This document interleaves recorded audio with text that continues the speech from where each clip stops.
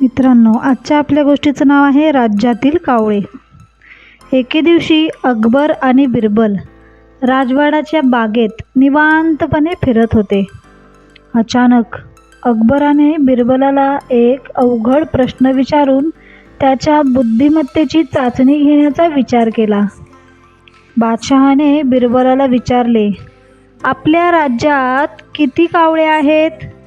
बिरबलाला राजाच्या आवाजात चेष्टेचा सूर जाणवला आणि काही मिनिटातच बिरबलाने उत्तर दिले, महाराज, आपल्या राज्यात 80,971 कावळे आहेत.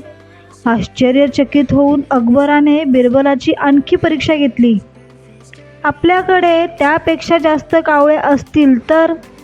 बिरबलाने उत्तर दिले, मग इतर राज्यातील कावळे भेटायला येत असतील. कावळे कमी असतील तर? अकबराला विचारले, ठीक आहे, मग आपल्या राज्यातील काही कावळे इतर राज्यांना भेट देत असतील. बिरबलाने हसून उत्तर दिले. अकबराने बिरबलाच्या विनोदबुद्धीला दाद दिली आणि त्याच्या बुद्धिमत्तेचे कौतुक केले. तर या गोष्टीचं तात्पर्य काय? सोपा विचार केला तर उपाय नक्कीच सापडतो. गोष्ट आवडली असेल तर लाईक करा आणि चॅनलला सबस्क्राईब करायला विसरू नका.